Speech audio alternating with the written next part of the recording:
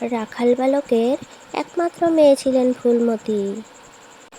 ফুলমতির একমাত্র সাথী ছিলেন তার খরগোশ। এই পরি, আমি যদি কোনোদিন হারিয়ে যাই তাহলে তুই কি কাঁদবি? তুই একা হয়ে যাবি? কি বলো দিদি, তুমি আবার হারিয়ে যাবা কেন? তোমাকে আমি কখনোই হারাতে দেব না। তুমি সব সময় আমার পাশে থাকবে। কিরে মা, ফুলমতি, তোরা এখানে কি করতেছিস? আমি তোদেরকে খুঁজতেছি সারা বাড়ি। শোনো দিদি, তুমি আমার পরাণ, আর তুমি আমাকে ছেড়ে কোথাও যাবে না। আমি সারা জনম তোমার কাছে থাকবো। কি হয়েছে তোমাদের দুজনের?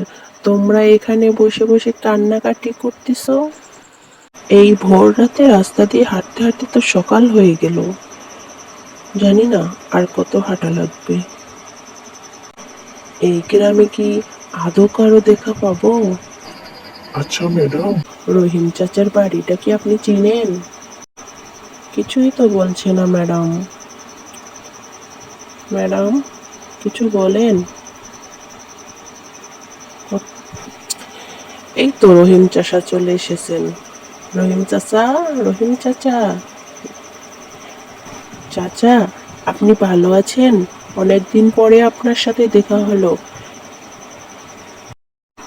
হ্যাঁ রে বাবা, তুমি ভালো আছো? হ্যাঁ চাচা, আপনার সাথে আমার কিছু পার্সোনাল কথা আছে। তোমার কি হয়েছে রাজা? তোমাকে দেখে খুব মন মরা লাগতেছে। তেমন কিছু না মা, ওই আর কি। আমি একটি মেয়ে দেখেছি, মেয়েটি আমার খুব পছন্দ হয়েছে।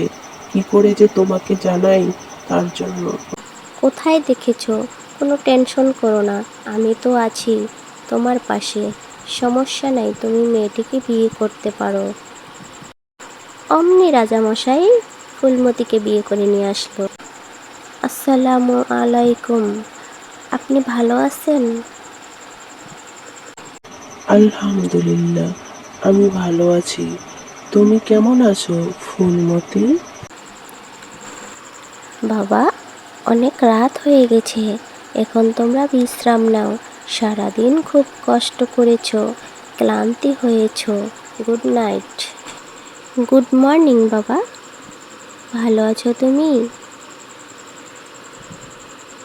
গুড মর্নিং মা, তুমি ভালো আছো? আমি আলহামদুলিল্লাহ ভালো আছি। আর তোমাকে অনেক অনেক ধন্যবাদ মা। পরি, তুমি কেমন আছো? তোমাকে অনেক দিন পরে দেখেছি। তুমি কি ভালো আছো পরি? দিদি, তুমি তোমাকে রেখে গেছো, আমার কাছে একটুকু ভালো লাগতেছে না দিদি। আমি একদম একা হয়ে গেছি।